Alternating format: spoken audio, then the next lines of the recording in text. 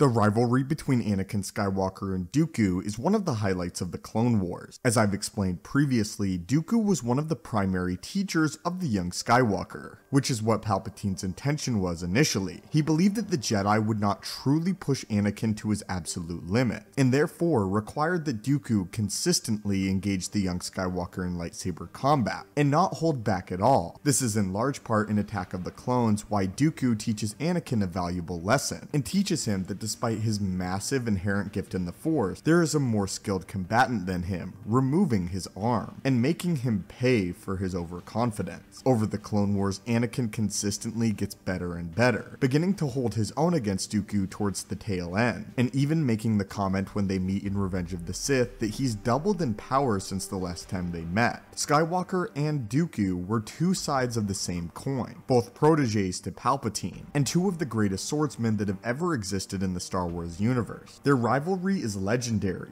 almost as legendary as that as Darth Vader and Obi-Wan Kenobi, and in a deleted scene from Revenge of the Sith, their rivalry was about to get far more intense, and far more personal for the young Skywalker. In this moment from Revenge of the Sith, there was originally far more dialogue between Dooku and Palpatine, specifically discussing the young Skywalker and where his power now lies, as well as Dooku's various attempts to sway him to the dark side of the Force, which was Palpatine's ultimate command against Dooku, to sway Skywalker as close to the dark side as he could, and to push him there every single time they fought, telling him that Skywalker would ever only defeat Dooku once he embraced the dark side fully. In this deleted moment, Dooku and Palpatine were going to discuss Dooku's first attempt to sway Skywalker to the darkness, and would prove to be a massive reveal for Star Wars. The two of them were going to discuss the fact that it was Dooku that paid the Tusken Raiders to kidnap and torture Shmi Skywalker, only letting them know that they were going to beat Shmi to an edge of her life once Skywalker arrived on Tatooine. It was going to be revealed all along that it was Dooku who had orchestrated this event, all in an attempt to get Skywalker to begin to embrace the dark side. And if you think about it, this is really one of the major first times in the Star Wars films where Anakin truly does, where he butchers the Tusken Raiders that have captured and now murdered his mother. George Lucas would later drop this idea as he believed that it was too brutal of an opening for Revenge of the Sith just to be followed by the decapitation of Dooku, and believed that it made all of the events quite muddled. Here though, I actually differ from George's opinion, and I think it would have added a lot to the story and rivalry between Dooku and Anakin, and also the fact that Anakin Skywalker's embrace of the dark side was orchestrated from the very beginning. I also see another viewpoint of Lucas though, that being that he didn't want Palpatine to be behind every single little thing in Anakin's embrace of the darkness. He wanted Anakin to have these darker tendencies already there. But I do think that the idea that Anakin Skywalker has been corrupted since birth by Palpatine and that this has now influenced his turn to the dark side is something that would have been interesting to explore. Even the fact that Palpatine and Dooku ordered the kidnapping and murder of Shmi Skywalker. Anyway though, I would now love to hear your thoughts on this. How do you feel about this moment? And do you think that this is a scene that George Lucas should have kept in Revenge of the Sith? Do you like the idea of Dooku and Palpatine being behind the murder of Shmi Skywalker? Or do you think that it makes things too convoluted and muddled? And as an even bigger question for the video, one that I'm really excited to hear what you guys think, is what are your thoughts on Palpatine being behind Anakin Skywalker's every move and embrace to the dark side? Do you like this, or would you have preferred that Anakin take more natural and organic steps to the dark side? Do you like the idea that Palpatine is behind everything and has orchestrated everything, or that Skywalker always had these dark side tendencies within him and required this push from Palpatine? I'd love to hear what you guys think.